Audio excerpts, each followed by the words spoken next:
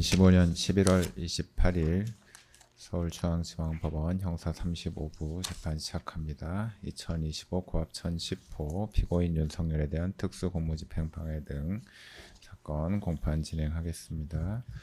예, 피고인 출석하셨고요. 특별검사 측에서는 박옥수 특별검사부님하고 검사 차병곤, 김다락, 김구열 변호사님, 검사님 나오셨습니다. 예, 변호인 송진호, 배보윤, 김홍일 변호사님 나오셨고 최주호 변호사, 최주호 변호사님 나오셨네요. 네.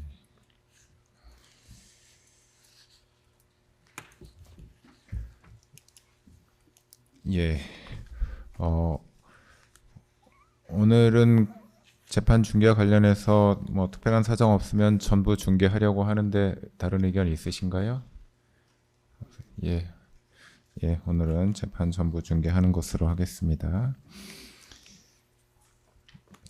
예, 지난 공판기일에는 체포영장 등 집행방해 및 비합헌 현출방해 관련 공소사실에 관한 특검 측 신청 서증에 관한 증거조사를 진행하였습니다. 오늘도 오전에 이어서 추가 서증 및 변호인 측 제출 서증에 대한 증거조사 그리고 그 증거조사 결과에 관한 의견 진술을 할 예정이고요. 예, 오후에는 증인 강희구와 김주현에 대한 신문을 진행할 예정입니다. 예, 먼저 지난 기일 진행 사항이나 오늘 공판 진행 절차 관련해서 의견 진술하실 내용 있습니까? 네, 재판장님, 지난번 11월 24일에 저희가 1043번, 1044번 증거를 제출했는데요. 강희구에 대한 증인신문 녹취서입니다. 여기에 둘 다 날짜가 2025년 10월 27일로 되어 있는데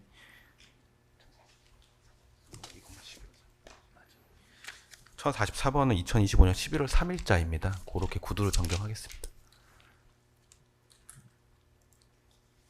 이 증인신문이 이틀에 걸쳐서 이루어졌는데요. 11월 24일자 1043호, 1044호라고 되어 있는 부분인데 예, 어떻게 정정하신다고요? 1043번은 10월 27일이 맞고 네. 1044번은 11월 3일자입니다. 그 증거 명칭의 네, 증거 그 명칭. 뒷부분의 날짜를요. 11월 3일이요. 네. 예. 1044호 증거 명칭 가로 열고 서울중앙지방법원 2025 고합 1219 날짜가 2025년 11월 3일. 예, 알겠습니다. 그리고 지난 기일에 이제 진술 조서 뒤에 첨부된 서류를 세부 목록으로 좀 해달라는 변호인 요청에 따라서 네. 저희 세부 목록 제출하겠습니다. 예, 제출하십시오.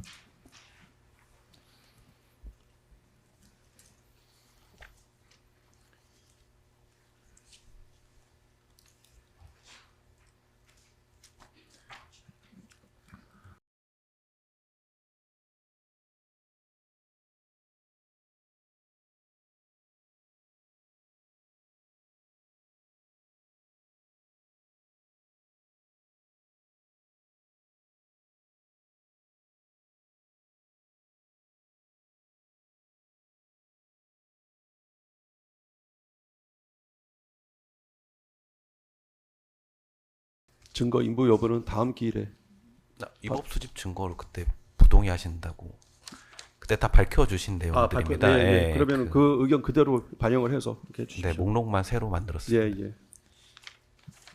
예, 그 새로 목록 부여된 가지번호 나와 있는 증거 관련해서 증거 의견은 전부 부동의 지난 기일에 몇 개는 예. 이제 동의를 하신다고 하셨고 예. 지난 기일 의견서에 다 나와 있습니다. 예, 지난 기일에 의견서에 기재하신 바와 같이 의견 진술하신 것으로 정리하겠습니다. 예.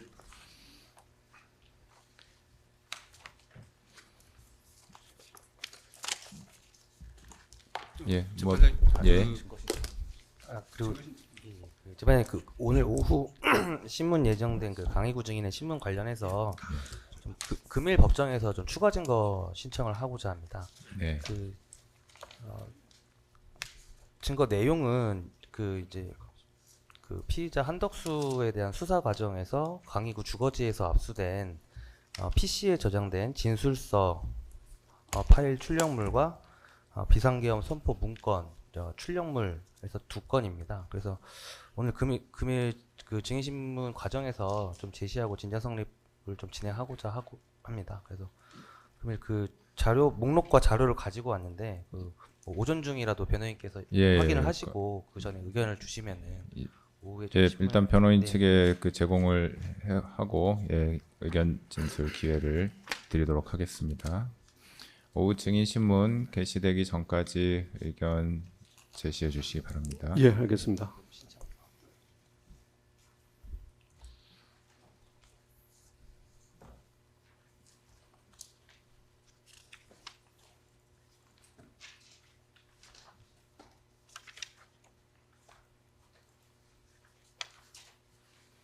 이게 PC에서 나왔다는 겁니까? 출처가 어떻게 됩니까? 네, 그렇습니다. 강의구 증인에 대한 주거지 PC에서 압수된 파일 출력물입니다.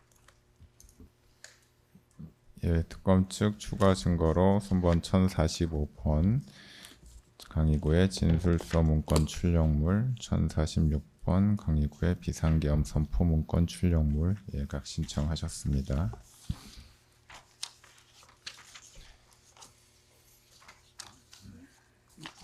재판장님, 그리고 네. 향후 그 입증 계획 관련해서 또 개괄적인 것을 한번 다시 말씀드리고자 예, 합니다. 말씀하십시오. 네. 현재 그 구속 기간이 만료가 다가오는 시점에서 변호인들이 대부분 증거를 부동의하고 있어 일단 특검 측의 개괄적인 입증 계획을 말씀드리고자 합니다. 현재 체포 방해에 대하여는 입증이 거의 마무리된 상태이고 향후 사후부서 국무위원 심의권 침해 허위 피지로 인한 직권남용 혐의와 관련해서 주요 증인으로 강누구, 김주현, 김정환, 한덕수, 박상우, 안덕근, 방기선, 하태원, 유창호 등을 예정하고 있습니다. 이 중 강희구, 김주현은 금일 증인신문 예정이고 김정환, 한덕수는 12월 2일 증인신문 신청 상태이고 향후 12월 12일 박상우, 안덕근, 방기선, 12월 16일 하태원, 유창호 증인신문 및 자녀 서증조사로 예정하여 특검의 입증 계획을 밝히고자 합니다. 이와 관련해서 재판부께서도 구속기한 만료 전 심리와 판결이 이루어질 수 있도록 소송 지휘를 하여 주시기를 요청드립니다.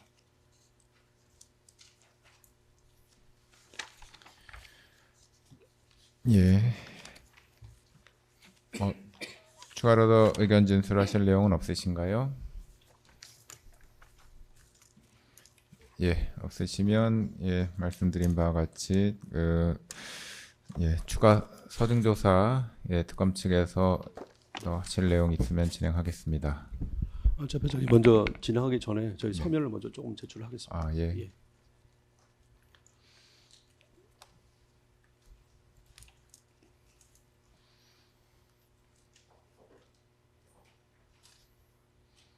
저희 소종조사에 좀 필요한 부분이 있어서 증거를 제출하고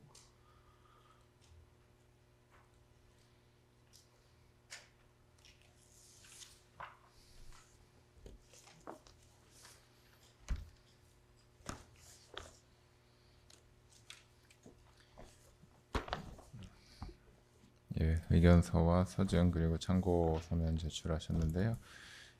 피고인 측 서증은 특검 측 추가 서증 조사 종료한 다음에 진행하겠습니다. 네, 알겠습니다. 먼저 특검 측에서 추가 증거에 관한 조사 진행해 주시기 바랍니다. 지난 10월 10일자 기일의 증인신문으로 진행되었던 김대경, 김민수 증인에 대한 증인신문 조서에 대해서 서정조사 진행하겠습니다.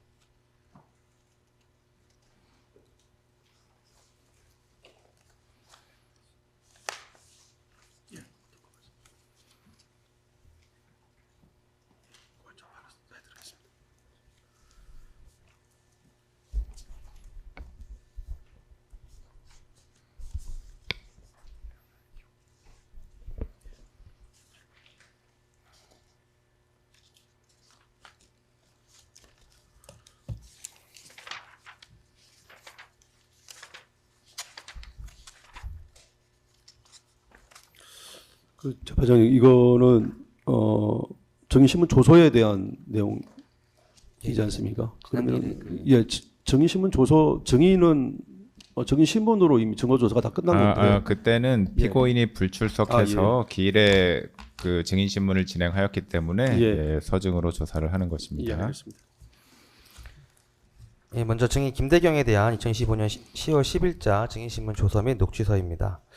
김대경은 2024년 12월 7일 16시 10분경 이제 통화 중 경호처 차장 김성훈으로부터 비아폰 전자정보 현출 방해가 대통령의 지시라는 이야기를 들었다고 증언하였습니다. 김대경은 2024년 12월 7일 16시 30분경 김성훈과 다시 통화를 하며 김성훈에게 수도방위 사령관, 국군 방첩사령관, 육군 특수전 사령관이 사용하던 비아폰의 전자정보에 대한 조치를 의미하는 것인지 물어보니 김성훈이 맞다고 답했다고 진술하였습니다. 김대경은 김성훈이 최초에는 비아폰 전자정보의 삭제를 지시하였다가 그 후 보안 조치 실시를 지시하였지만 그 표현만 바꾸었을 뿐 지시 내용은 변동이 없는 것으로 이해하였다고 증언하였습니다. 의견서 7쪽 진술하겠습니다. 김대경은 2024년 12월 12일 박종준의 지시에 따라 국군 방첩사령관, 수도방위사령관 사용 비아폰 압수에 대해 어떻게 대응할 것인지 회의를 하였고 이 길인 12월 13일 10시경 그 결과를 박종준에게 보고하자 박종준이 현 상태를 유지하면서 국정원의 보안사고 판단을 받자 대통령이 차장을 통해서 계속 압박해오는 상황에서 시간을 벌 수 있을 것 같다는 말을 하였다고 증언하였습니다.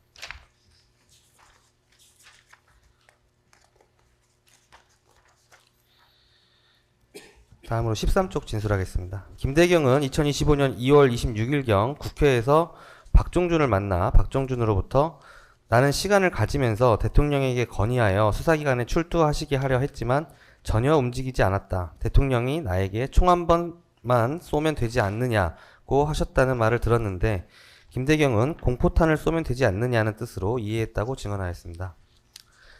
다음으로 2025년 10월 10일자 증인 김민수에 대한 증인신문 조서 및 녹취서입니다.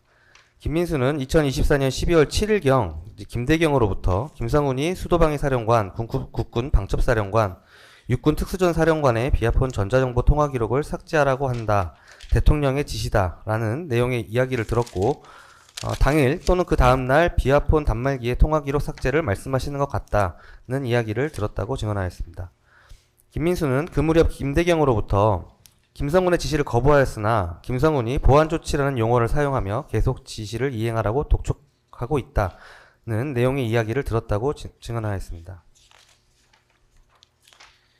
17쪽입니다. 김민수는 2014년 12월 12일 처 보안폰 보안성 강화 방안 검토 결과 보고서를 김대경 및 실무자와 함께 보고하였는데 김성훈이 이런 것을 남기면 어떻게 되느냐라고 하며 문서화한 것에 대해 화를 냈다고 증언하였습니다.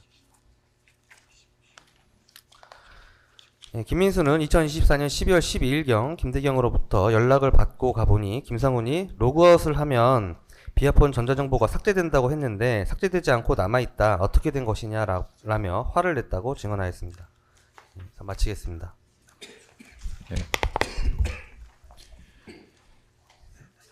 예, 다음으로 피고인 측 제출 증거 조사하겠습니다.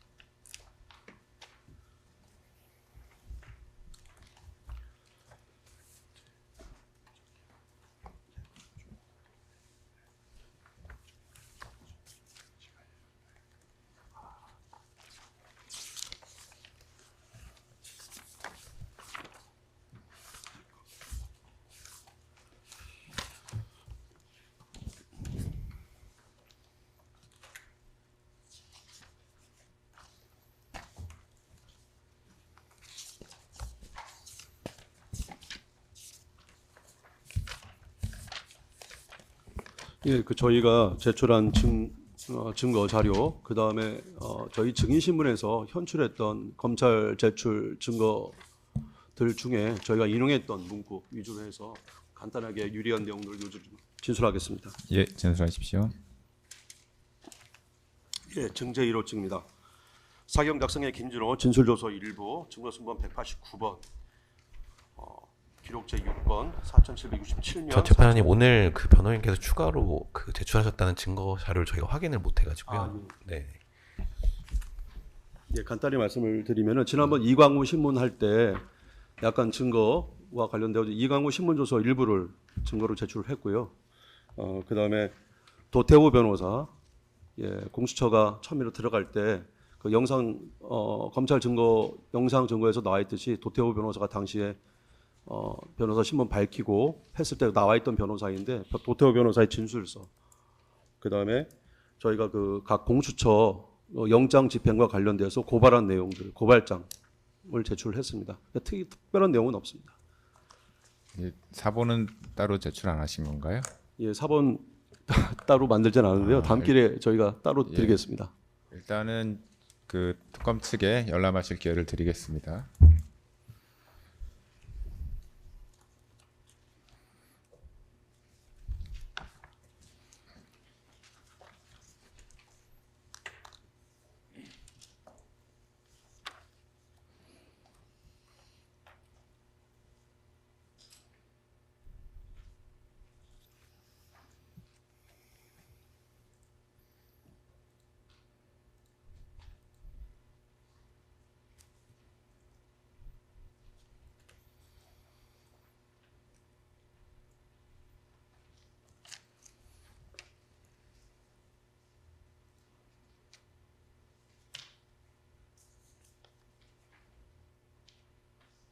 네, 특별한 의견 없습니다. 예, 알겠습니다. 예. 예, 오늘 제출한 증제 15증까지 모두 채택하고요. 예, 변호인 증거 요지 진술하십시오. 예. 증제 1호증입니다. 사경 작성의 김진호 진술조서 일부 내용입니다. 김성훈 경호차장이 김대경 지원본부장으로부터 2024년 12월 12일에 보고를 받으면서 내가 언제 통화 내역을 삭제하라고 했냐, 보안 조치를 하라고 했지라고 말을 했다고 당시 자리에 배석했던 김성훈의 보좌관 김진호가 수사기관에서 진술한 것으로 이는 김성훈이 대통령 피고인으로부터 전화를 받고 김대경에게 비화폰에 대한 보안 조치를 할 것을 지시하였다는 일관된 주장에 부합하는 내용입니다. 증제지 2호증입니다. 사경 작성의 안경호 진술조서 일부입니다. 김성훈 경호차장이 홍장원에 의해 보안 사고가 발생하자 간부 회의에서 김대경 지원본부장에게 보안 조치를 지시했다고 당시 회의에 같이 참가한 안경호 기획실장이 수사기관에서 진술한 것으로 이는 김성훈이 대통령 피고인으로부터 전화를 받기 전부터 김대경에게 문제가 되는 비화폰 사용자에 대한 보안 조치를 할 것을 지시하였는 바 김대경의 지시 이전부터 보안 조치 지시를 계속 해왔고 김대경에게도 보안 조치 지시를 하였다는 일관된 주장에 부합하는 내용입니다. 증제 3호점입니다. 대통령 경호처장 박종준의 대국민 담화문입니다.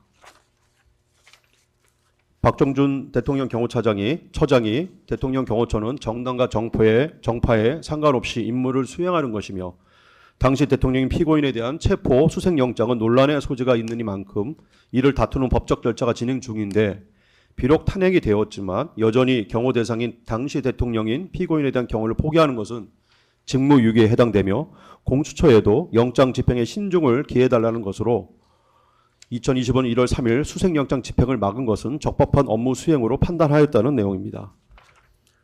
증제 4호증입니다. 대통령 한남동 대통령 관저 지도입니다. 2024년 12월 30일 발부하고 2025년 1월 3일에 집행한 체포영장에 체포 수사할 곳으로 기재된 주소는 서울 용산구 한남대로 128-24인데 공수처가 제1정문 출입문을 강제로 개방하고 영장 집행을 개시한 곳은 한남동 726-80번지로 영장에 기재된 장소가 아닌 곳에서 수색영장을 집행하였다는 점에 대해서 입장하고 있습니다. 증제 5호증입니다. 뉴데일리 기사입니다. 2024년 12월부터 민노총이 당시 대통령 피고인을 직접 체포하겠다며 공언하고 있다는 내용의 기사로 당시 경호처의 간부회에서 구체적인 민노총 관저 지역 침투 첩보가 전포되고 또 그러한 첩보에 대응하여 관저 경비를 강화하였다는 박종준, 이재나, 김성훈, 이강호 진술에 부합하는 증거입니다. 증제 6호증입니다. 이진아 피의자 신문조서 증거수문 190번 사경자성의 이진아 피의자 신문조서 일부 내용입니다.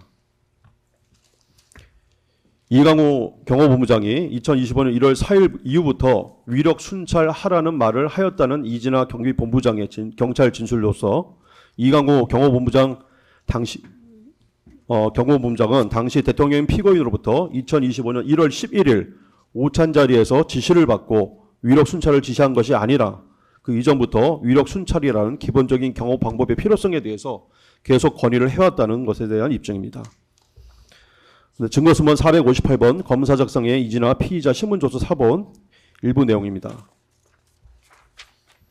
민노총이 산을 넘어서 대통령 관저로 침투하여 당시 대통령 피고인을 직접 체포한다는 구체적인 정보와 첩보가 실제 있었고 이에 따라 철조망 등 방어도 진행했다는 이진아의 증언으로 민주노총이 당시 대통령 피고인을 직접 체포하러 관저에 침투한다는 첩보에 따라 경호를 강화하였다는 박종준, 김성훈, 이강우 주장에 부합하는 내용입니다.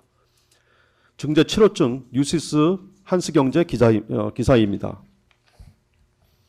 문재인 정부 시절 당시 문재인 대통령이 대구 칠성시장을 방문하였을 때 기관총을 들고 경호를 한 것 등을 보도한 신문기사로서 위력 경호, 위력 순찰이 특수한 경우에만 수행되는 경호 방법이 아니라 일반적인 경호 방법임을 입증하고 있습니다.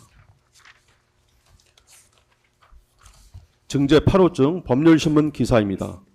공수처가 서부지방법원이 2025년 1월 7일에 발부한 당시 대통령 피고인에 대한 체포 수색영장 집행에 앞서 영장에 기재된 수색, 체포할 곳으로 지정된 지번인 서울 용산구 한남대로 128-24로 이동하기 위해 필요한 10개 지번에 대해 수방사 55 경비단에 출입 허가 요청을 하는 공문을 보냈지만은 55 경비단장이 이를 불허하자 2025년 1월 14일 저녁에 55 경비단장을 공처로 불러내어 55 경비단장의 직인을 가져오도록 시킨 후 그 직인을 55 경비대장이 해당 지역에 출입을 허가한다는 쪽지를 오려서 자신들의 공문에 붙인 후에 수사관들이 직접 55 경비단장의 직인을 날인하고 출입 허가를 받았다고 발표하였지만 즉시 국방부와 55 경비단에서 해당 지역에 출입을 승인한 사실이 없고 또 권한도 자신들에게 없다는 발표를 하자 해당 지역의 출입 승인을 받았다는 주장을 철회하였다는 기사 내용입니다.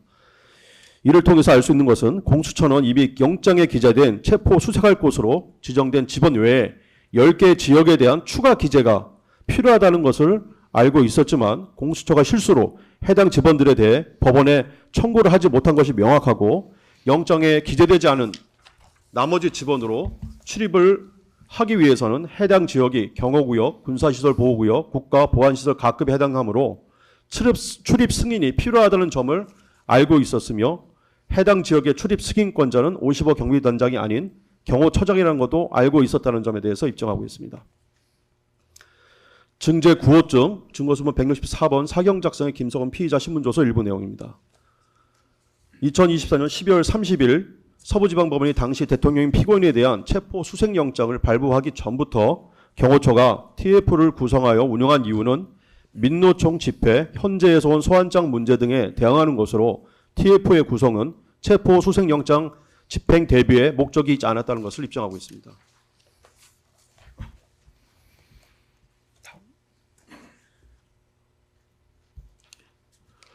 예. 또한 김성훈 차장의 같은 내용의 신문조서 일부입니다.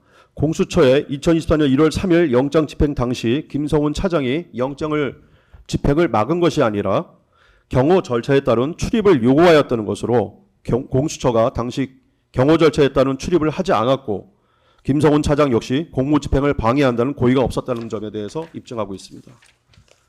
같은 조서 일부 내용입니다.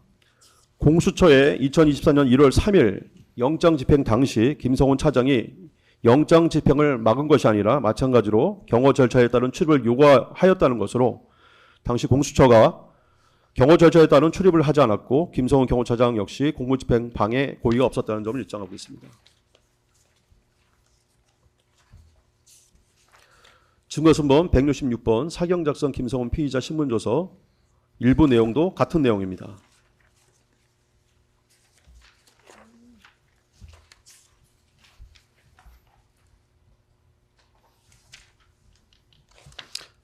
같은 조서 일부 내용입니다. 공수처의 1월 3일 마찬가지로 체포영장도 동일한 내용으로 공무집행 방해 고의가 없었다는 내용을 입증하고 있습니다. 또 같은 조서 일부 내용을 살펴보면 1월 3일 이전에 차벽을 설치하고 방호를 강화한 것은 체포영장 대비라기보다는 민주노총의 관저 침투에 대비한 것으로 박종준, 이광우, 이진화 주장에 부합하는 진술입니다.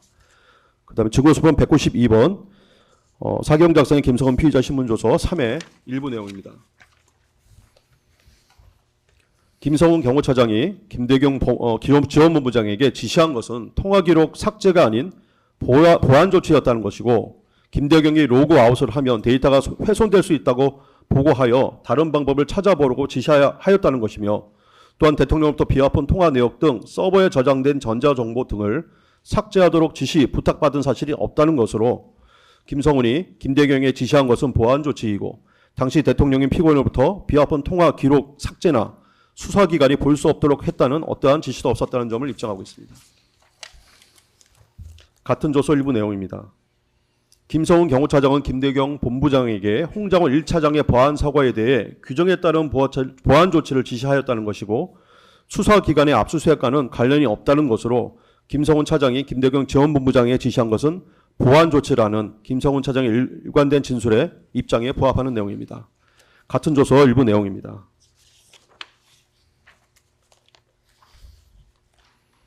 당시 대통령인 피고인이 부장단 오찬 당시 부장들에게 경호처 매뉴얼대로 임무를 수행하면 된다고 이야기하였다는 것으로 대통령이 제2차 체포 수색영장 집행을 앞두고 이를 저지하라는 지시를 경호처에 하지 않았다는 점에 대해서 입증하고 있습니다. 같은 조서 일부 내용입니다. 대통령이 적법한 수사에는 언제든지 응하겠다는 의사표시를 하여 왔다는 것으로 대통령이 자신에 대해 적법 여부를 떠나 무조건 체포 수색영장 집행을 저지하겠다는 의사를 가지고 당시에 있지 않았다는 점에 대해서 입증하고 있습니다. 증거순번 312번 사경 작성의 김성은 피의자 신문조서 제5회 일부 내용입니다. 당시 대통령인 피고인이 수사를 받고 있는 사람들 단말기를 그대로 놔둬도 되느냐라는 말에 김성훈 경호차장은 비인가된 사람이 비화폰 내용을 보는 것 자체가 제2의 보안 사고가 발생하는 것이기에 비인가된 사람이 보지 못하라고 하는 것으로 이해를 했다는 것으로 대통령의 지시나 김성훈 경호차장의 김대경 본부장에 대한 지시가 어떠한 위법도 없다는 점을 입증하고 있습니다.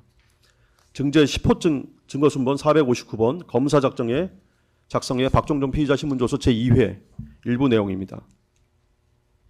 당시 대통령인 피고인이 박종준 경호처장에게 내린 지시는 영장은 신경 쓰지 말고 경호처 본연의 경호 업무에 집중하라고만 하였다는 것으로 당시 대통령인 피고인이 경호처장에게 체포 수색영장을 저지하라는 구체적인 지시는 없었다는 점에 대해서 입증하고 있습니다. 증제 11호증 공수처 수사권 관련 신문기사 내용들입니다.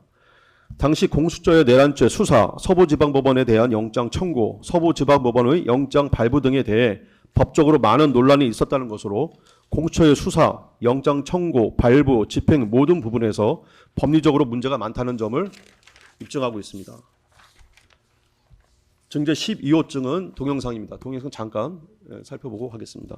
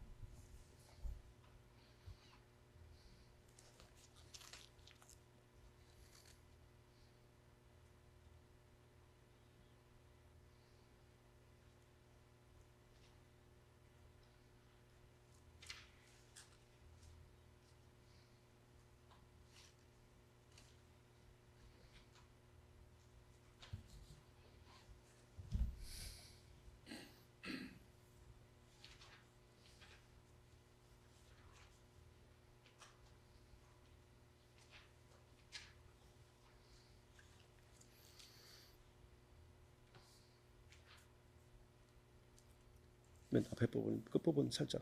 예.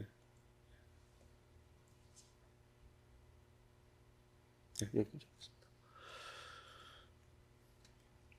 예, 공수처가 2024년 1월 3일 당시 대통령인 피고인 변호인인 서부지방법원의 변호인이며 서부지방법원 발부의 체포 수색영장에 대해서 이의 신청을 하고 헌법재판소에 심판 청구를 대리하고 있던 도태우 변호사가 자신의 신분을 밝히고 영장을 제시해 줄 것을 요구하였음에도 영장 제시 없이 도태우 변호사를 무시하고 곧바로 영장 집행에 나섰다는 것으로 공수처의 영장 집행 절차가 위법하다는 점에 대해서 입증하고 있습니다.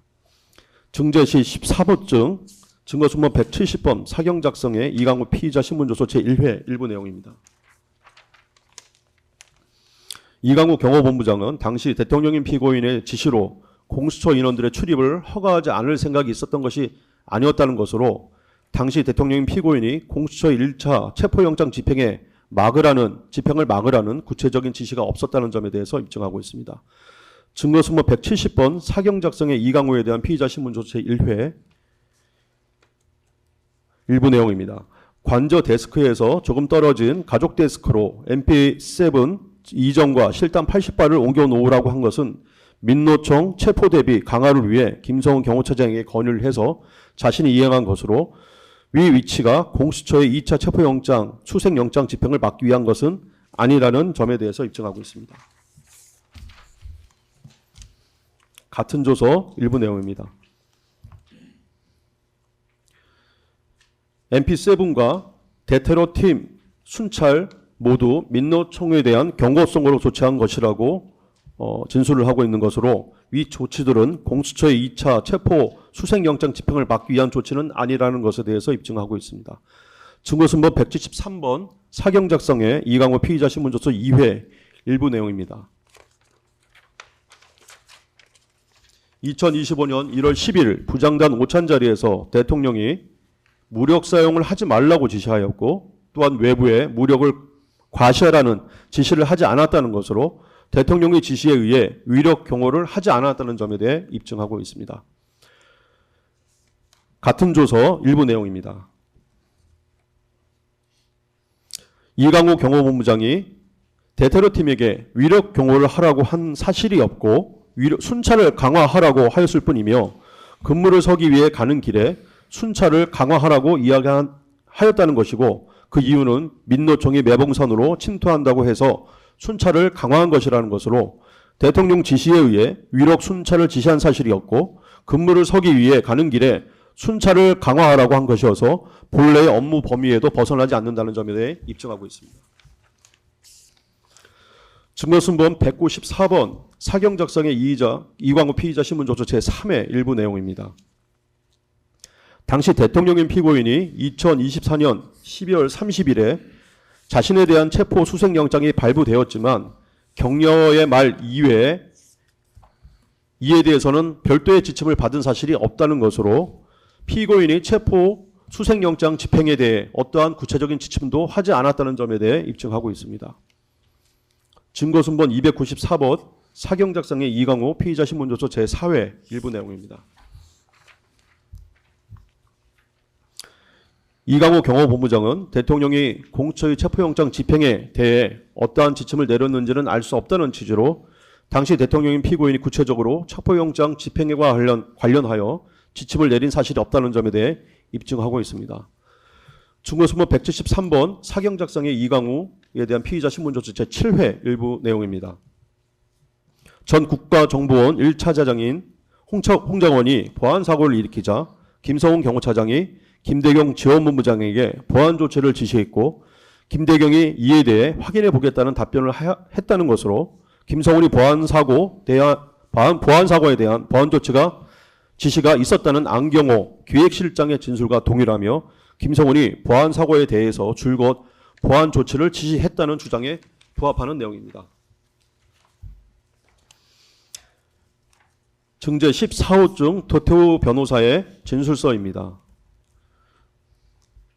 당시 대통령인 피고인에 대한 공수처의 체포 수색영장에 대해 효력정지 가처분 신청을 하고 또한 헌법재판소에 권한적인 심판을 한 대리인은 도태우 변호사가 제1정문 앞에서 공수처 검사에게 영장 제시를 요구하였지만 영장을 제시하지 않고 곧바로 영장 집행에 나아갔다는 것으로 공수처의 영장 집행에 절차적 하자가 있음을 입증하고 있습니다.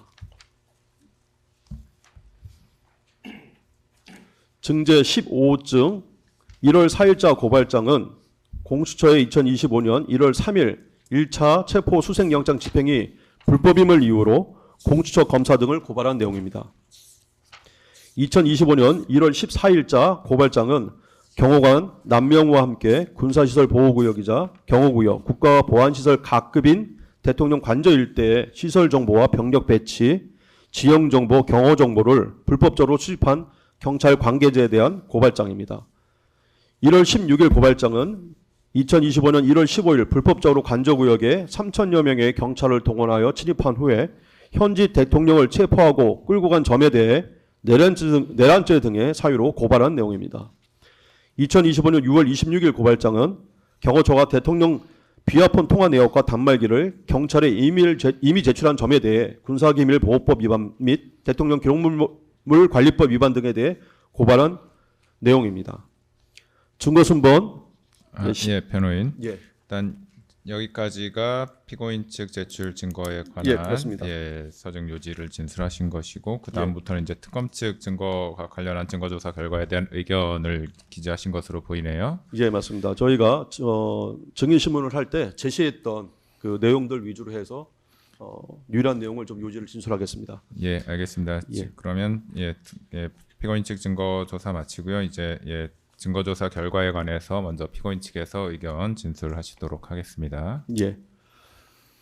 검찰 증거 순번 제2번 수색영장 사본 및 사본 기록제 1권 64면의 내용 제시하겠습니다.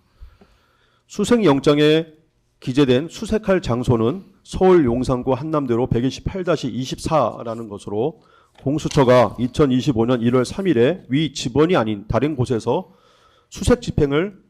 수색영장 집행을 하였다는 점에 대해서 입증하고 있습니다.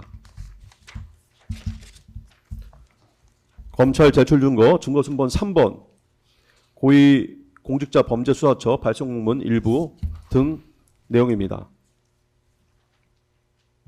공수처가 경호처에 보낸 협조 공문으로 특검 제출 증거 순번 2번 영장에 기재된 장소 외에도 10개의 추가 지번에 대해 출입을 허용해 줄 것을 요청하고 하였다는 것으로 이를 통해서 알 수 있는 것은 공수처는 영장에 기재된 수색, 체포할 장소까지 자신들이 이동하기 위해서는 10개 필지의 토지를 지나야 한다는 것을 이미 알고 있었고 그럼에도 영장 청구 시에 이를 포함시키지 못한 실수를 범하였고 또 세 번째로 영장에 기재된 지번 외에 나머지 10개 지번을 통과하는 경우에 경호처장의 승인이 필요하다는 점에 대해서도 이미 충분히 알고 있었다는 점을 입증하고 있습니다. 특검 제출 증거 순번 5번, 6번 고위 공수처 발송 공문 내용입니다. 공수처가 국방부와 육군 3697 부대장에게 보낸 공문으로 국방부와 육군 3697 부대장이 공처의 관저구역 출입 승인 요청에 대해 그 공문에 대한 회신 내용으로서 국방부와 육군 3697 부대장이 공수처의 관저구역 출입 승인 요청에 대해 대통령 관저 출입 권한이 경호처에 있음을 회신하는 것인데 공식적으로 국방부 공문을 통해 관저지역 출입 권한이 경호처에 있음을 명확히 입증하고 있습니다. 특검 제출 증거 순번 39번 수사 협조 요청 자료 제출 공문 내용입니다. 55 경비단과 33 군사 경찰 경호대가 경호처의 지휘를 받는 경우에 그 형식과 근거 법령을 공수처가 질의한 것에 대해서 경찰이 질의한 것에 대해서 수방사의 회신으로서 55 경비단은 경호처에 배속되어 경호처의 지휘를 받고 또한 인사평정까지 받고 있으며 그 관련 법령은 수경사 작전명령 제7호와 수경사 작전지시 80-8호라는 회신으로 55 경비단과 33 군사경찰 경호대가 법적으로도 경호처의 지휘를 받는 관계여서 경호구역, 국가보안시설 각급, 군사시설 보호구역에 대한 각각의 출입 승인 권한 중 군사시설 보호구역 출입 승인에 대해서 있어서도 경호처가 50억 경비단을 지휘하여 승인권을 가지고 있다는 것을 입증하고 있습니다. 특검 제출 증거순번 55번 신선화의 진술서 내용입니다. 공수처에 파견된 경찰 신선화가 공수처 검사 이대환이 1차 저지선에서부터 영장 집행을 지휘하였다는 것으로 영장에 기재되지도 않은 곳에서 영장 집행이 이루어졌고, 또한 해당 지역은 경호구역이자 국가보안시설 가급이면서 군사시설 보호구역으로서 경호처장의 출입 승인을 득해야 출입할 수 있는 곳임에도 무단 침입하였다는 점에 대해 입증하고 있습니다. 특검 제출 증거순번 189번 사경 작성의 김진호 진술조서 내용 일부 내용입니다.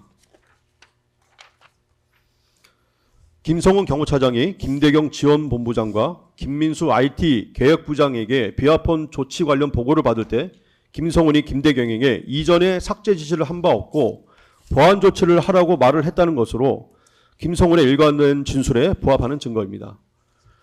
특검 제출 증거순번 182번 사경 작성의 김민수 진술조서 일부 내용입니다.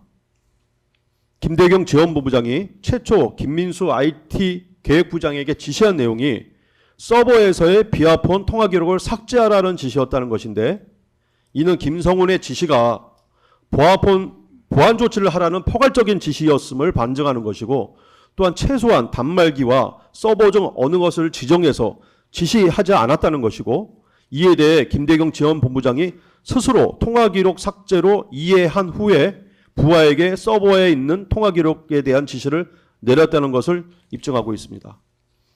특검 제출 증거순번 198번 사경 작성의 김대경 진술조서 일부 내용입니다. 김대경 지원본부장은 김성훈 경호차장의 지시를 보안폰 단말기에 저장된 통화 기록 삭제를 의미하는 것으로 이해했다는 것으로 김대경에게 진술에 의하더라도 김성훈 차장이 명시적으로 단말기를 지칭하지는 않았고, 또한 통화 기록 삭제를 하라고 명시적으로 지시한 것도 아니면 명백하며, 이 모든 것은 김대경이 스스로의 판단하여 이해한 것은 김성훈의 최초 지시가 포괄적인 보안 조치였음을 반증하고 있고, 만약에 단말기의 통화 기록 삭제를 하라는 명시적인 지시가 있었다면 스스로의 판단 절차와 이해가 필요하지 않았다는 점에 대해서 입증하고 있습니다. 같은 조서 일부 내용입니다.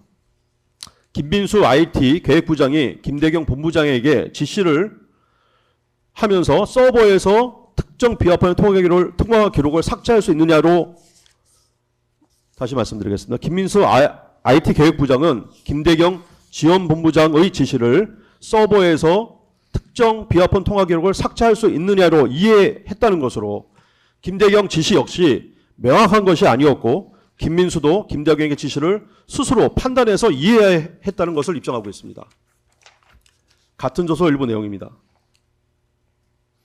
김대경 지원본부장은 우리의 보안폰 존재가 알려지고 단말기는 외부에 노출되어 있기 때문에 김성훈 차장의 지시가 단말기 통화 기록을 의미한다고 이해했다는 것으로 김대경의 스스로의 판단과 생각이 필요했을 만큼 김성훈 차장의 최초 지시가 특정적이고 명시적이지 않은 포괄적인 지시라는 점에 대해서 입증하고 하고 있고, 또한 비아폰과 관련된 모든 진술이 모두 정확한 지시 내용을 수사기관에서 진술한 것이 아니라 지시자의 말을 듣고 이해하거나 스스로 생각한 바를 진술하고 있다는 점을 입증하고 있습니다.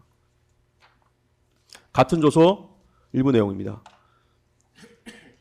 김대경 지원본부장은 김성훈 차장의 지시를 받고 불명확한 부분에 대해 김성훈에게 다시 물어보지 않고 단말기에 저장된 통화 기록을 지우는 것으로 생각했다는 것으로, 결국 단말기 통화 기록 삭제는 김성훈의 지시를 받은 김대경이 스스로 생각하고 도출해낸 임무임이 명확하고, 김성훈은 이에 대해 명시적으로 지시한 바가 없다는 점을 입증하고 있습니다. 같은 조서 일부 내용입니다.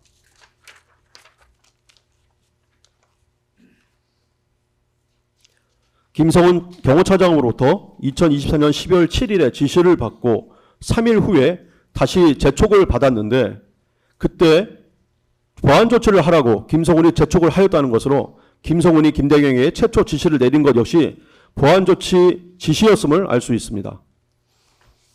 같은 조서 일부 내용입니다.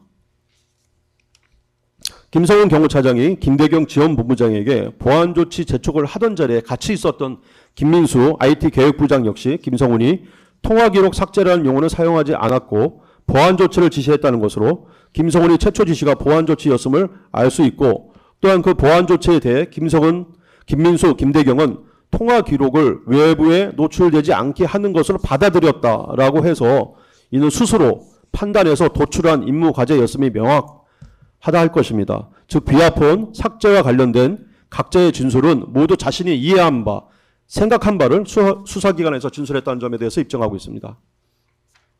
같은 조서 일부 내용입니다. 좀 더 올리시겠습니다. 예.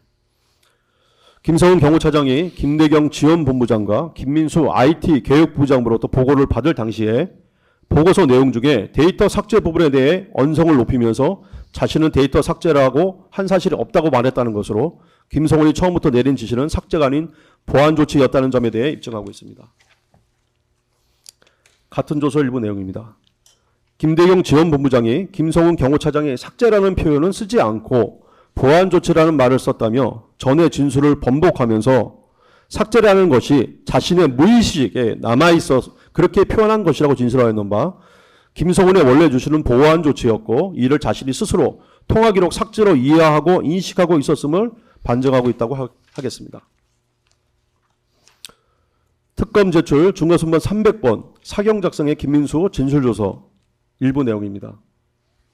김성훈 경호차장의 지시는 사용자의 단말기 접근을 제한할 수 있는 방법은 없는지 확인해 보라는 것이었고, 사용자 접근 제한 조치를 강구해 보라는 고 하였다는 것으로 김성훈의 지시는 보안속어 또는 그 우려에 대한 대비책으로서 지시를 한 것이지 수사기관이 보지 못하도록 하기 위해서 지시를 한 것이 아님은 명백합니다. 특검 제출 증거순번 465번 검사 작성의 위정화 진술조서 일부 내용입니다.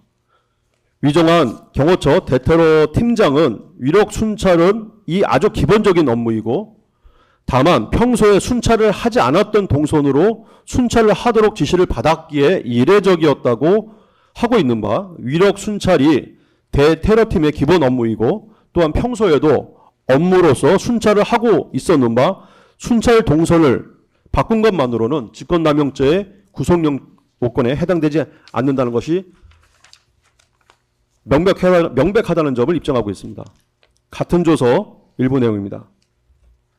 이강우가 순찰을 지시한 이유가 헌법재판소에서의 찬반 집회, 침투, 정보, 첩보 등을 고려한 것이었다는 것인데, 특히 침투, 정보, 첩보는 민노총 침투 정보가 명확하고 공수처의 체포, 수색영장 집행을 막기 위한 것이 아니면 명백하다고 할 것입니다. 같은 내용, 같은 조서 일부 내용입니다.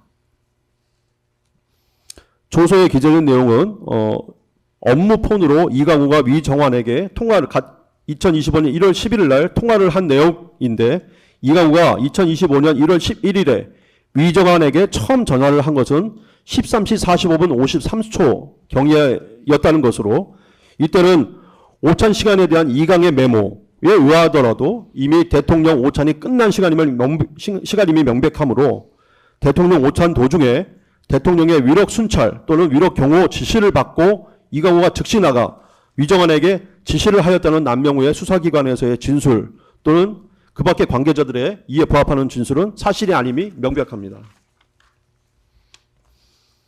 같은 조서 일부 내용입니다.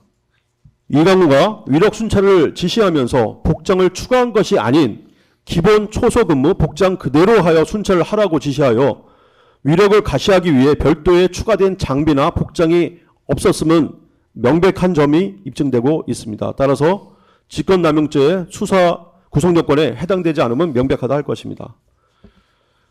같은 조서 또 일부 내용입니다.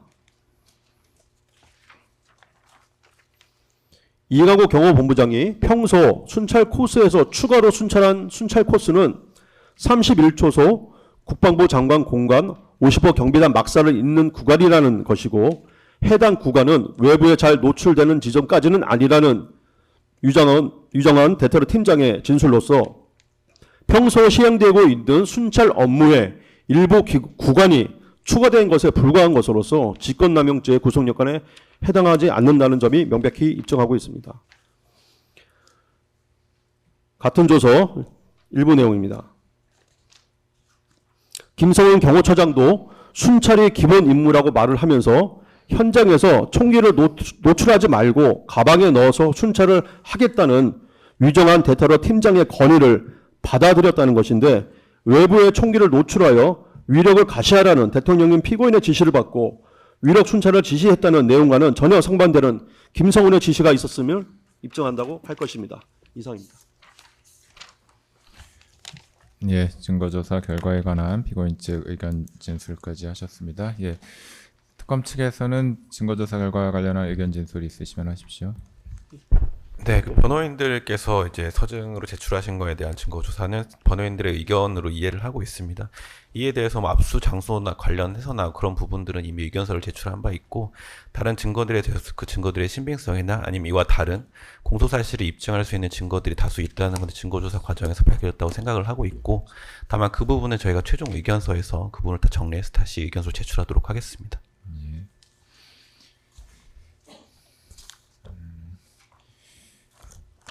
예, 예.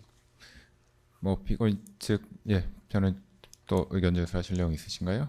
예, 그 지난번 기일 때도 말씀드렸듯이 이어서 그 법리적인 부분에 대해서 저희가 4개 범죄에 대해서 어떤 어느 정도 사건 심리가 진행됐기에 법리적인 부분에 대해서는 답변을 좀 드리겠다고 지난번 오늘 기일 때 말씀드렸습니다. 제출하신 변호인 의견서 내용 말씀하시는 그렇습니다. 건가요? 이 부분 특검 측에도 제공하셨나요? 예, 이제 제출 그 내용은 드릴 겁니다. 예. 못 받으셨어요? 그러면 뭐 간단하게 진술하시겠습니까? 아니면 좀 상세하게 진술하시겠습니까? 좀 30분 정도 진술. 예, 상세하게 진술하시려면 지금 그 서류를 서면을 못 받으셨다고 이거 하시는데 가져왔습니다. 예, 제공을 좀 해주십시오. 예. 저희가 그 발표 자료는 따로 준비를 해서 발표 자료를 드리는 형식으로 하고 네, 그 의견서 원본을 한부 드리겠습니다. 예.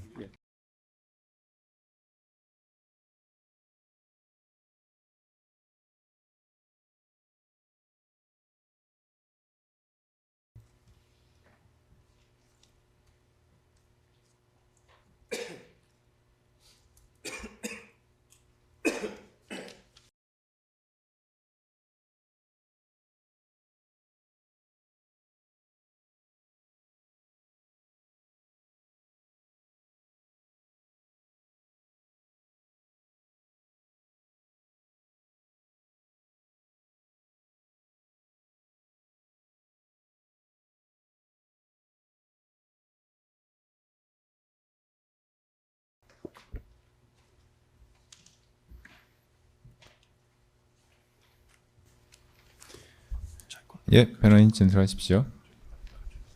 네, 일단 이 사건 수사에 대한 적법성에 대해서 의견을 말씀드리도록 하겠습니다. 대법원은 형법 제136조가 규정하는 공무집행 방해죄는 공무원의 직무집행이 적법한 경우에 하나에 성립한다. 이때 적법한 공무집행은 그 행위가 공무원의 추상적 권한에 속할 뿐 아니라 구체적 직무집행에 관한 법률상 요건과 방식을 갖춘 경우를 가리킨다. 경찰관이 적법 절차를 준수하지 않은 채 실력으로 피의자를 체포하려고 하였다면 적법한 공무집행이라고 할 수 없다고 판시한 바 있습니다. 따라서 위법한 공무집행을 저지한 행위는 공무집행 방해죄가 성립하지 않습니다. 공수처의 수사 및 체포영장의 집행이 위법하였다면 공무집행 방해죄가 성립할 수 없음은 너무나 명백합니다. 이하에서는 공수처 수사 및 체포영장 집행이 적법하였는지에 대해서 설명드리도록 하겠습니다. 우선 공수처법의 규정에 대해서 설명드리겠습니다.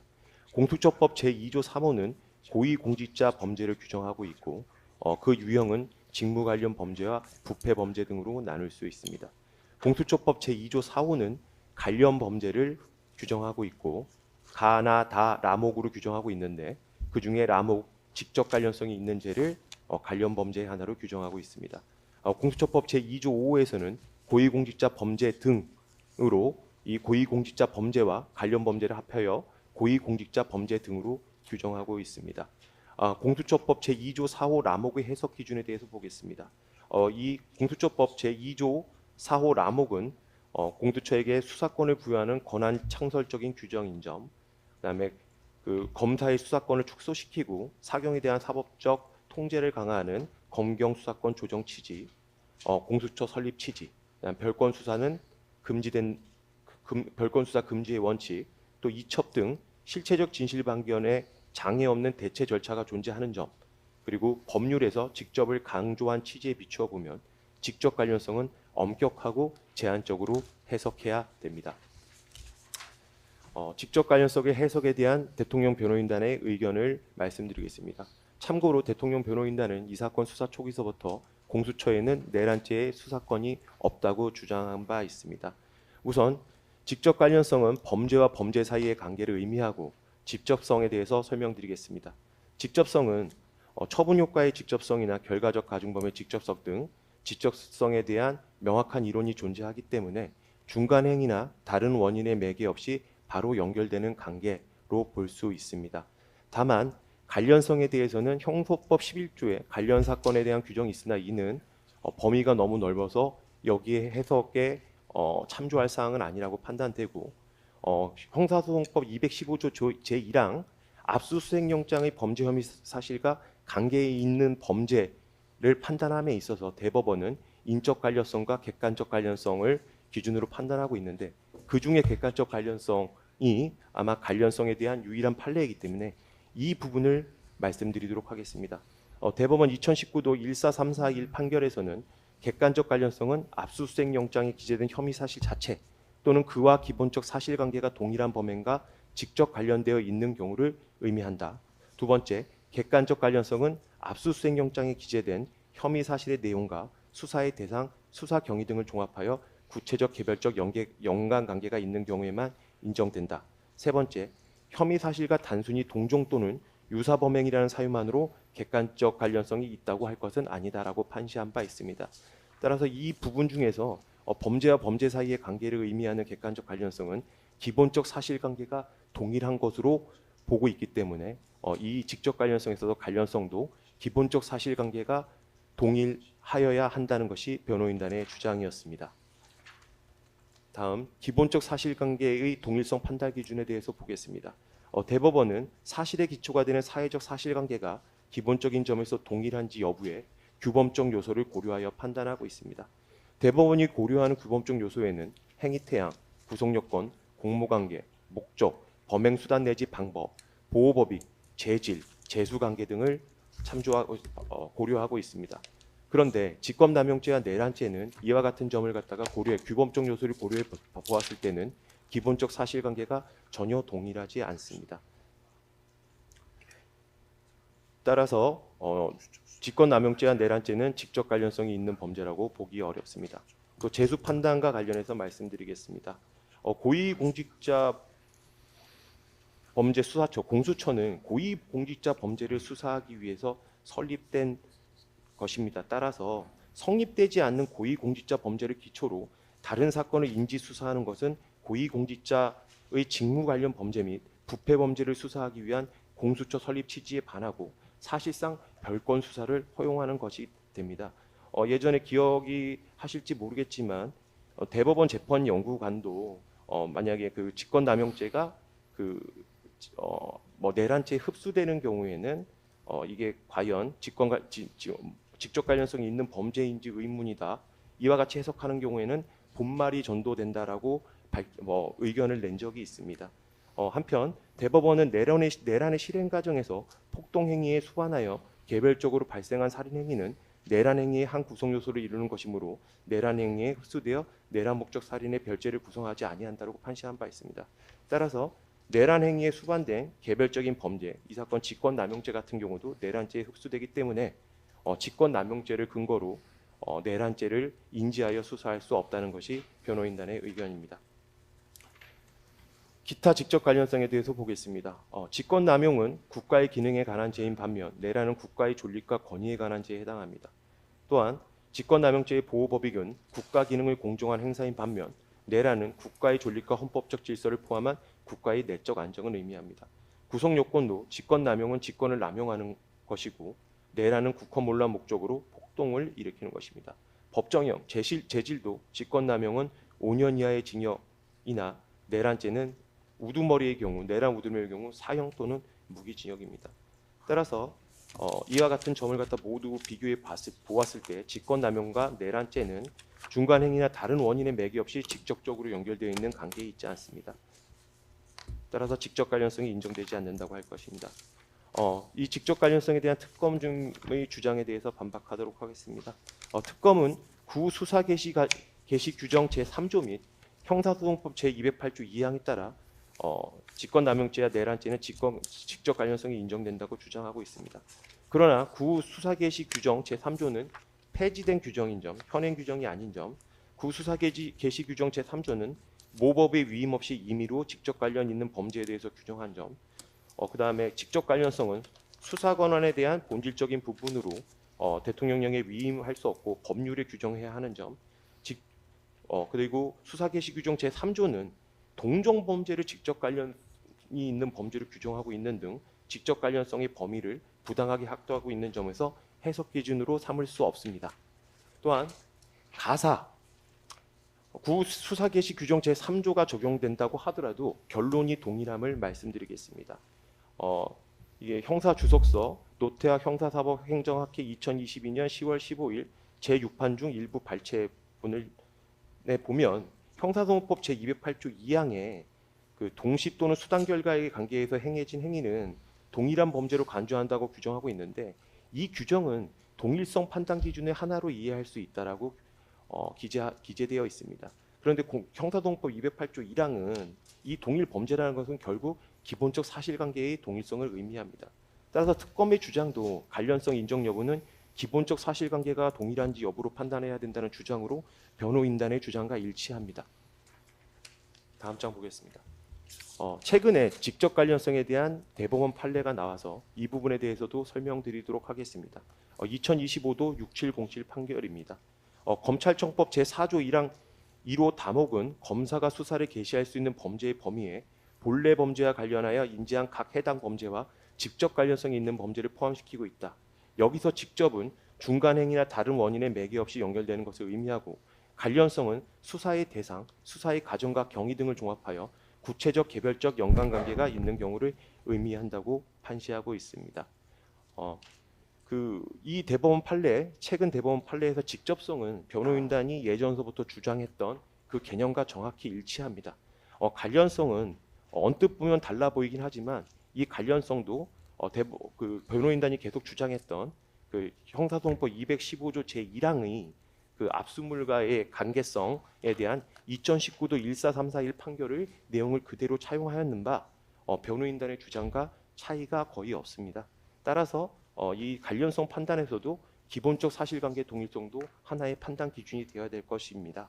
2025도 6707 판결에서는 이 직접 관련성을 인정을 했습니다.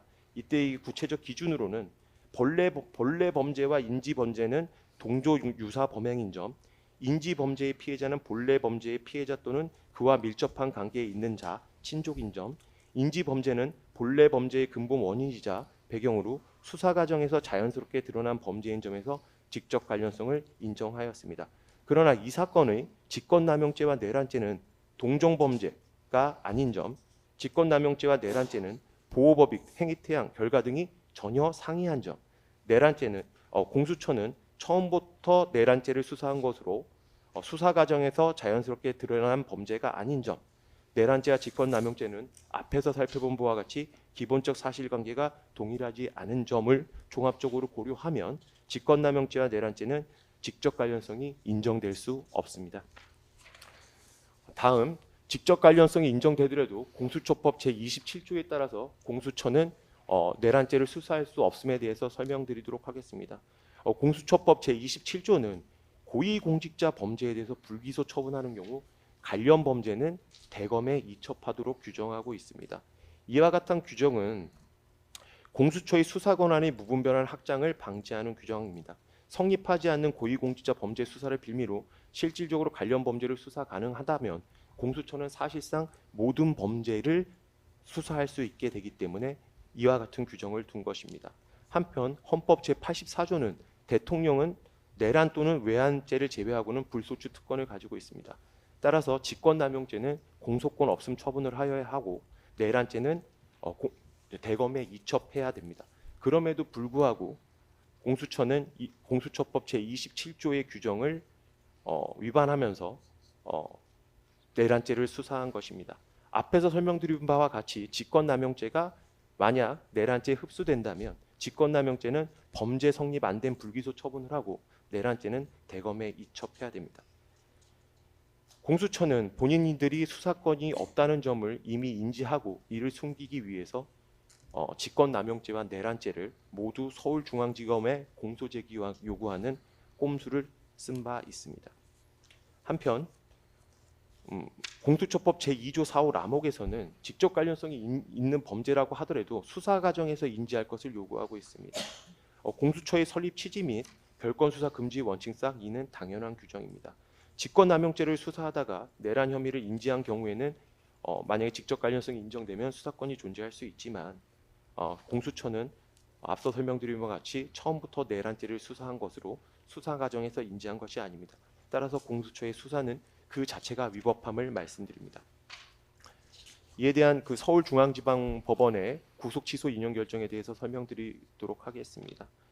2025 초기 6.19 사건에서 서울중앙지방법원은 공수처법 등 관련 법령은 관련 범죄의 요건을 갖추기 위해 필요한 인지 절차 및 직접 관련성 등에 대해 명확하게 규정하고 있지 않은 바 위법 여부를 섣불리 판단하기 어렵다고 판단한 바 있습니다. 이는 서울중앙지법이 형식상 위법성 판단을 유보한 것이나 그러나 공수처의 수사가 위법하거나 또는 위법할 가능성이 있다는 사실 자체는 인정한 것입니다. 결론에 대해서 말씀드리겠습니다. 공수처는 대통령의 내란죄를 수사할 권한 자체가 없어 공수처의 수사는 위법합니다. 공수처의 체포영장 및 구속영장 청구 행위는 물론 이에 기초한 체포영장 및 구속영장의 발부 집행 행위도 모두 위법하다는 점을 말씀드리겠습니다. 다음으로 관할 위반에 대해서 말씀드리겠습니다. 형소법에는 체포영장 및 구속영장은 반드시 관할지방법원 판사에게 청구하도록 규정하고 있습니다. 그런데 공수처는 대법원장, 대법관, 검찰총장, 판사 및 검사, 경무관 이상 경찰 공무원의 재직 중 범죄에 대해서는 수사 권한 및 공소제기 권한이 있으나 그 밖의 고위공직자의 범죄에 대해서는 수사 권한만 존재할 뿐 공소제기 권한이 없습니다. 공수처 검사가 수사만 할 수 있는 사건에 대해서는 공소제기 요구 시 관계 서류와 증거물을 서울중앙지검 검사에게 송부하여야 하고 서울중앙지방 검사는 중앙지검 검사는 그 공수처 처장에게 공소제기 여부를 통보해야 합니다. 만약에 공소제기 여부를 통보하기 위해서는 공소제기 여부를 결정하여야 하기 때문에 공소제기 권한도 서울중앙지검 검사에게 있다고 보아야 할 것입니다. 그 밖에 관할 경합에 대한 별도 규정이 존재하지 아니하기 때문에 서울중앙지검에 대응하는 서울중앙지방법원이 이 사건의 전속 관할이라고 보아야 할 것입니다. 특검에서는 공수처법 31조가 적용된다고 주장하나 공수처법 제31조는 공수처가 공수제기하는 사건의 관할 법무를 정한 것이라는 것이 명시적으로 나타나 있습니다. 공수처는 서울중앙지법에 영장을 청구하였으나 수차례 기각당하자 관할을 위반하면서까지 서울서부지법에 영장을 청구한 것으로 공수처의 영장 청구는 영장주의, 적법 절차 원칙에 위배하여 위법이자 무효라고 할 것입니다. 다음으로 군사당 비밀을 요하는 장소와 책임자의 승낙에 대해서 살펴보도록 하겠습니다. 국방부는 2022년 8월 31일 대통령 관저 일대를 군사시설 보호구역으로 지정 고시한 바 있습니다. 형사소송법 110조 제1항은 군사당 비밀을 요하는 장소는 그 책임자의 승낙 없이는 압수 또는 수색할 수 없다고 규정하고 있습니다. 공수처는 군사시설 보호구역인 한남동 대통령 관저 일대를 책임자의 승낙을 받지 아니하고 공관총 정문을 강제로 열고 경내로 진입하였습니다. 이와 같은 공수처의 행위는 형사소송법 제110조를 위반한 행위이자 군사기지법 위반 행위로서 위법합니다. 공수처는 그 당시 형소법 제110조는 대물적 강제처분, 물건에만 적용되는 규정이라고 주장하고 있으나 대인적 강제처분의 경우에도 군사당 비밀 보호 필요성은 동일한 점, 군사당 비밀을 요하는 장소는 구조, 건조물 위치, 병력의 배치 등 그 장소 자체로 비밀성이 인정되는 점, 형사법 제110조는 군사상 비밀을 요하는 장소 그 자체를 보호하는 규정인 점, 군사기지 및 군사시설 보호법상 형사처벌 규정이 존재하는 점을 비추어 보면 대인적 강제처분에도 형사법 110조가 적용된다고 할 것입니다.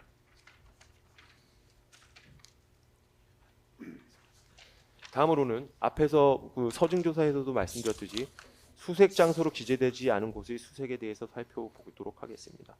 대법원은 압수할 물건을 엄격하게 해석해야 하고 피압수자 등에게 불리한 내용으로 확장 해석 또는 유추 해석하는 것을 허용하지 않는다고 판시한 바 있습니다.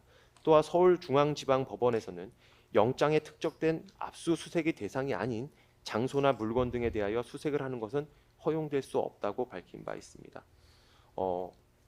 증거순번 2번에서 제시한 바와 같이 이 사건 영장에 수색할 장소는 대통령 강저 서울 용산구 한남대로 128-23항 기재되어 있습니다. 공수처는 수색 장소에 기재되지 않은 한남동 726-80 대통령 간저 외곽 1정문부터 수색을 하였기 때문에 영장 주의 및 적법 절차 원칙을 위한 것으로 공수처의 이와 같은 수색은 위법하다고 할 것입니다.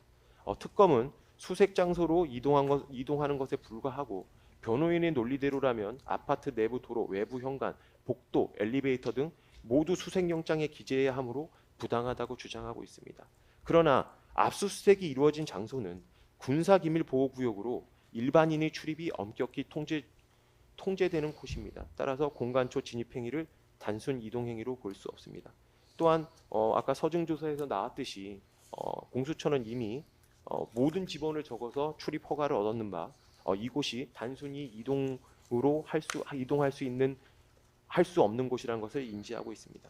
한편 군사시설 보호구역을 일반인의 출입이 허용되는 아파트 내부 도로, 외부 현관, 복도, 엘리베이터와 비교하는 것 자체가 어불성설이기 때문에 특검의 주장은 부당하다고 할 것입니다.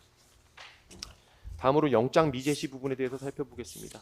체포 및 수색영장을 집행함에 있어 집행 전에 반드시 영장을 제시하여야 합니다. 공수처는 체포영장 집행 시 서울 용산구 한남동 725-80 대통령 간접 공관청 정문에서 체포영장, 수색영장을 제시하지 않고 다수 인력을 동원하여 강제로 정문을 송기하고 진입하였습니다. 따라서 이 사건의 영장 집행은 위법합니다. 특검은 대법원 2014도 10978 판결을 근거로 영장 제시가 현실적으로 불가능한 경우에는 영장을 제시하지 아니한 채 수색을 하더라도 위법하지 않다고 주장하고 있습니다. 그러나 앞서 서증조사에서 살펴보았듯이 특검은 정문 간주 앞에서 도태우 변호사의 영장 제시 요구에 불구하고 영장을 제시하지 않았습니다. 그 밖에 영장 제시를 위한 조치를 전혀 취한 사실이 없습니다. 따라서 이 사건의 경우 영장 제시가 현실적으로 불가능한 경우에 해당하지 않습니다. 따라서 공수처의 이 사건 영장 집행은 위법하다고 할 것입니다. 마지막으로 군사기지 및 군사시설 불법 촬영 및 위법 수직 증거에 대해서 살펴보도록 하겠습니다. 관할 부대장의 사전 승인 없이 군사기지 또는 군사시설을 촬영하는 경우 형사처벌을 받게 됩니다. 공수처는 관할 부대장의 사전 승인 없이 군사보호시설을 촬영하였고 체포 집행 전 과정을 촬영하였습니다. 촬영된 영상 및 사진 자료는 위법 수직 증거에 해당하고 이에 터잡은 진술 등 관련 자료는 독수독가 이론에 따라 증거 능력이 배제되어야 할 것입니다. 특검은 본건 체증 영상은 범죄가 실행 중인 사항에서 필요성, 긴급성, 상당성을 갖추어 촬영된 것으로 형소법에 따라 수사기관에 의해 적법하게 수집된 증거에 해당한다고 주장하고 있습니다. 그러나 공수처는 관할 부대장 등의 허가를 받기 위한 어떠한 노력이나 조치도 취하지 아니하였기 때문에 긴급성이 인정될 수 없습니다. 또한 공수처는 체포 집행의 전 과정을 촬영한 것으로 최소 침해성을 위반하였습니다. 또한 형소법 제110조의 규정상 군사상 기밀이 수사상 필요보다 우월한 법임은 명백한 바 특검의 이와 같은 공수처의 이런 위법한 촬영은 법익 균형성과 상당성도 갖추지 못했습니다. 따라서 특검의 주장은 부당합니다. 네, 이상 발표 마치겠습니다. 저희가 또 한 가지 또 말씀드릴 게 있습니다. 특검은 지금 직권남용죄 법리에 대해서만 짧게 한번 설명드리도록 하겠습니다. 특검은 지금 공소장 내에서 일부 범행에 대해서는 형법상 직권남용죄를 적용하고 있고 일부는 대통령 경호법상 직권남용죄를 갖다 적용하고 있습니다. 그래서 이게 대통령경호법상 직권남용죄가 중한 범죄인데 왜 이렇게 나누어서 기소하고 있는지 좀 약간 의문이 듭니다. 또한 특검은 대통령경호처법상 직권남용죄에 대해서는 권리행사 방해나 의무 없는 일을 하지 않더라도 직권남용죄가 성립한다고 주장하고 있는데 이와 같이 해석하는 경우에는 가벌성이 무한히 확대되게 됩니다. 예를 들어서 공무원이 그냥 부당한 지시만 했다면 대통령 경호처 공무원이 부당한 지시만 했다면 직권남용죄가 바로 성립한다는 것인데 이와 같은 주장이 타당한지 의문입니다.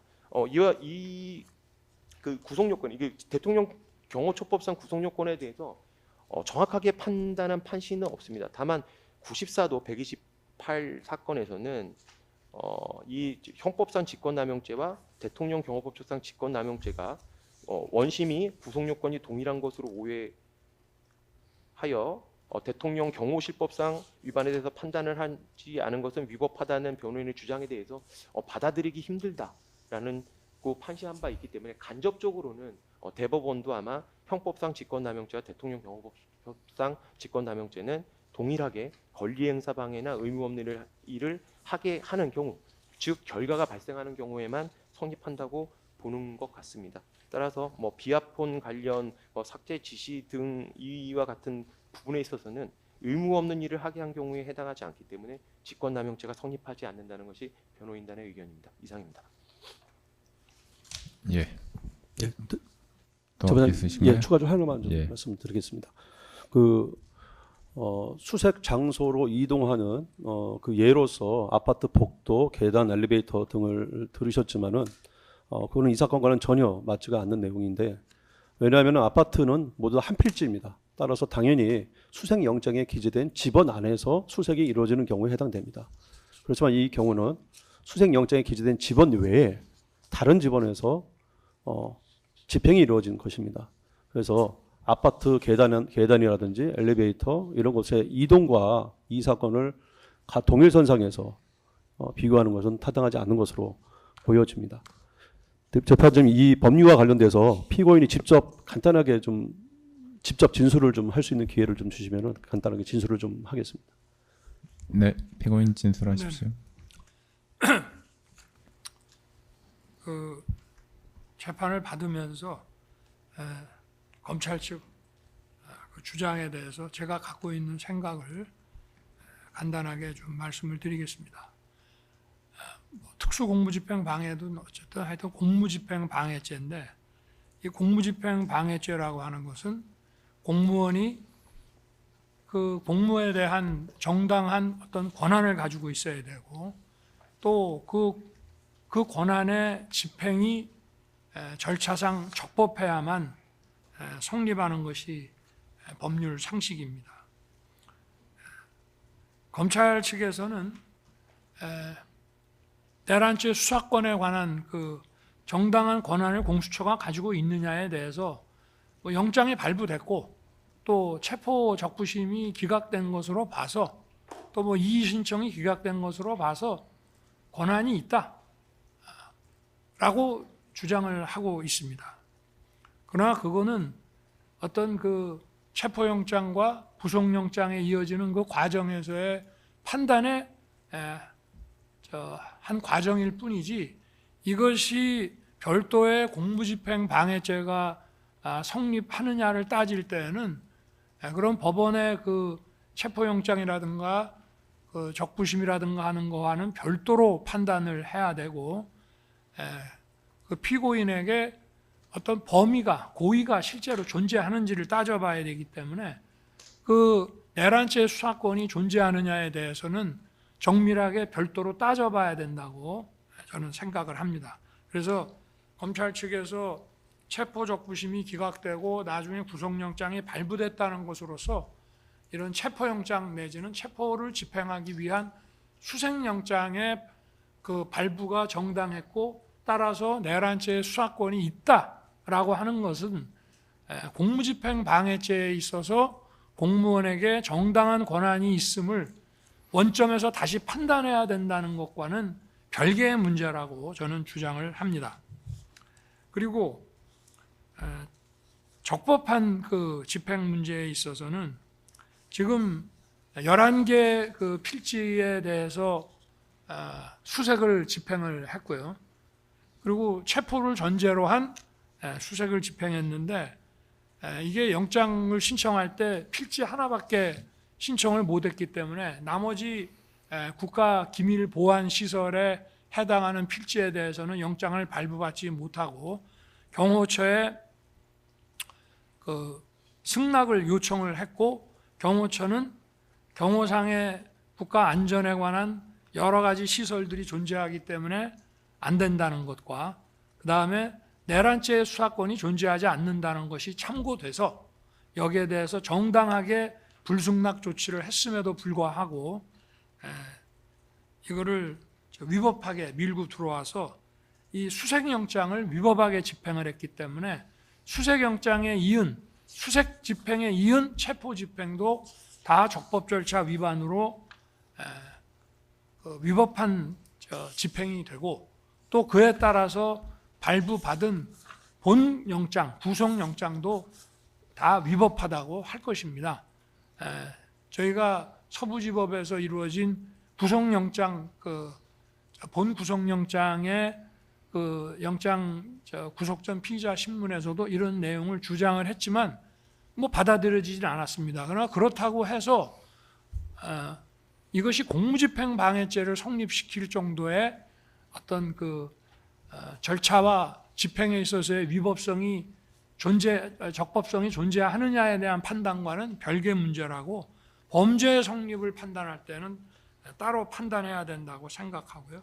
아까도 얘기했지만 이것은 무슨 아파트 엘리베이터 복도, 뭐 아파트 엘리베이터 복도를 지나갈 때 아파트 당국에다가 여기에 대해서 우리가 지나가려고 하는데 승낙해 달라는 공문을 보내지는 않습니다. 그렇기 때문에 스스로도 이것이 위법하다는 것을 인정하는 것이고 그렇기 때문에 1월 15일 체포 이후에 이루어진 구속영장 발부도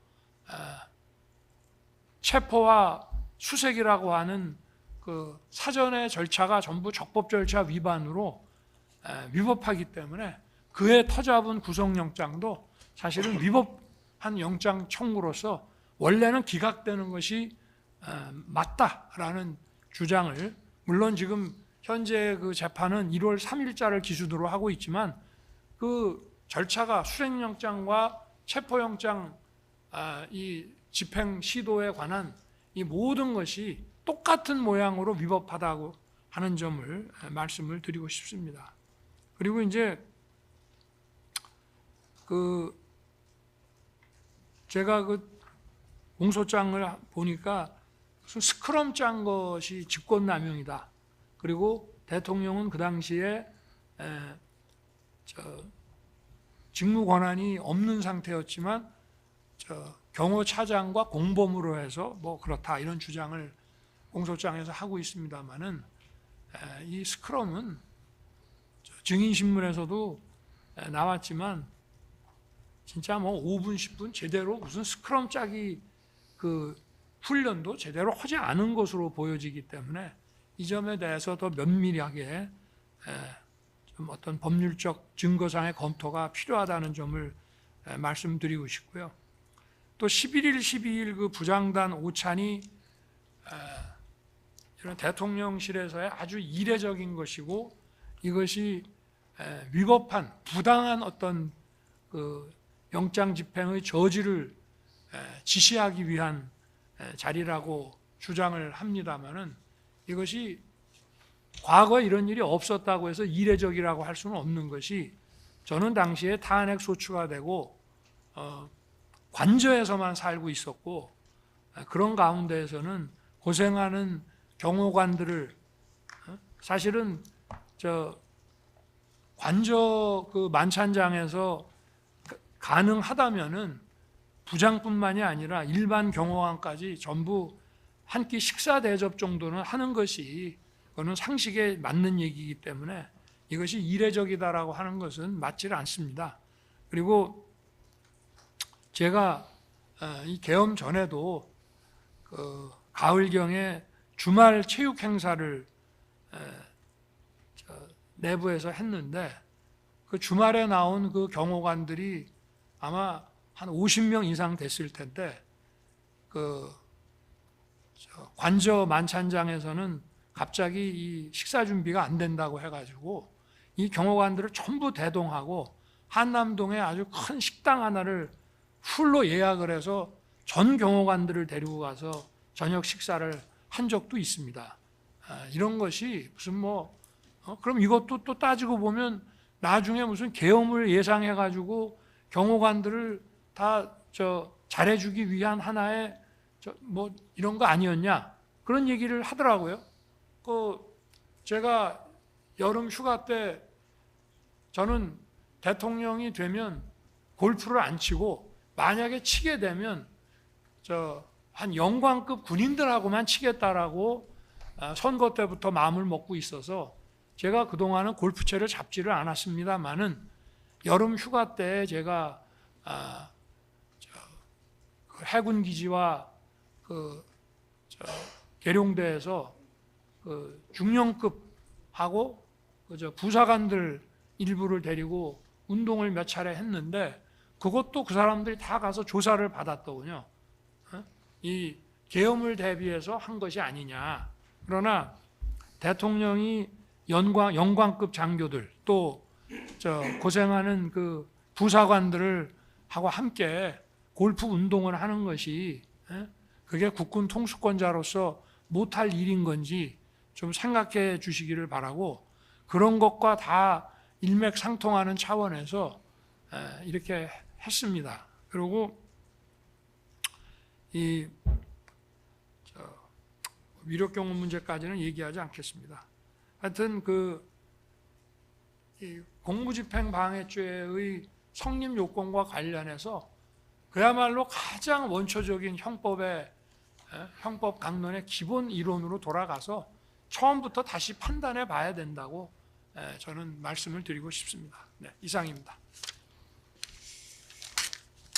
예, 피고인과 변호인께서 대통령의 내란죄에 대한 공수처의 수사권 여부, 압수수색영장과 체포영장의 발부 및 집행 과정에서의 적법성, 영장 집행 과정에서 수집한 증거의 적법 절차 준수 여부, 형법상 직권남용죄와 대통령 경호법상 직권남용죄의 법적 성격, 공무집행 방해죄 구성 요건 등에 관해서 의견을 진술하셨습니다.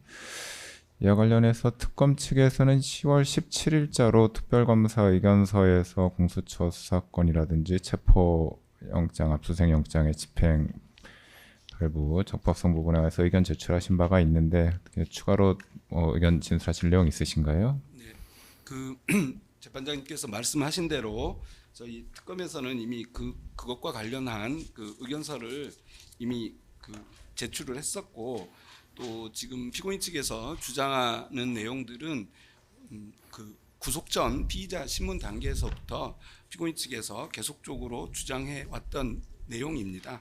그런 부분들에 대해서 그런 과정에서도 피고인에 대한 구속영장이 발부되었고 또 관련해서 충분한 증거가 있음을 말씀드리고 다만 간략하게 다시 한번 피고인 측에서 말씀하신 것과 관련해서 공수처의 수사권 관련해서는 증거와 사실관계가 공통이면 직접 관련성이 있다고 보는 것이 타당하고 공수처법상 관할 관련해서도 서울중앙지법 외에도 범죄지, 증거 소재지, 피고인의 특별한 사정 등이 있으면 서울중앙지법 외에도 공수처의 관할이 있다고 규정이 돼 있습니다. 그리고 이 사건 체포영장 및 수색영장도 적법하게 법원에서 발부된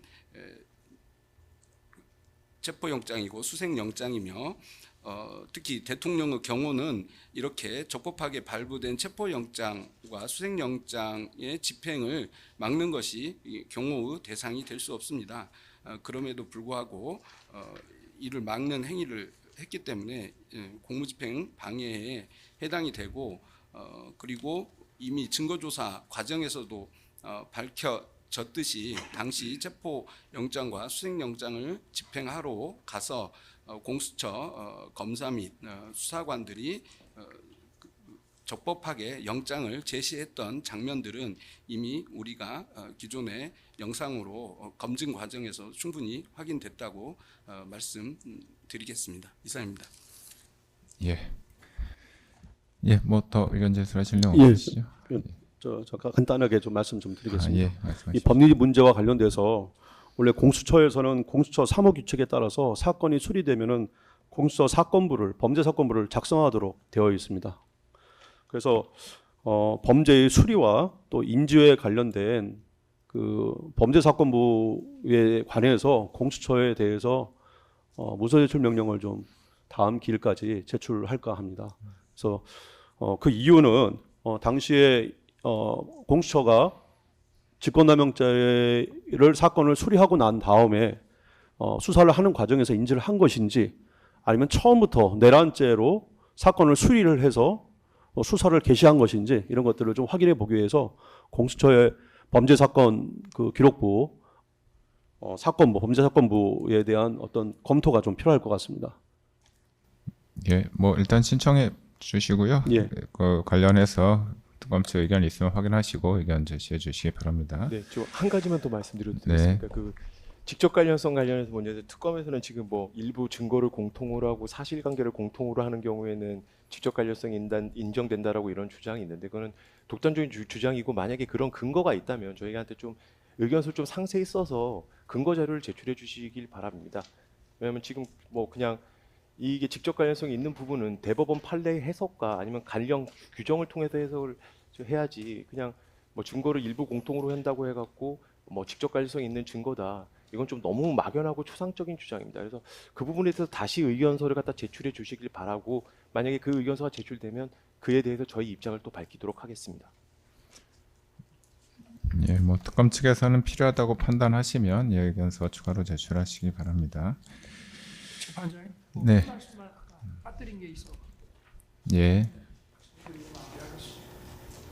그 소위 말하는 서부지법에 대해 제출한 그 제시한 그 영장 쇼핑 논란이 그때 굉장히 컸는데 지금 공수처법상에 그 중앙지법 배타적인 중앙지법 관할에서 타 법원에도 관할권이 있다는 것은 공수처가 기소권이 있는 범죄에 대해서 중앙지법 이외에 피고인의 어떤 그 재판의 편의를 위해서 타 법원에도 기소할 수 있다는 뜻입니다.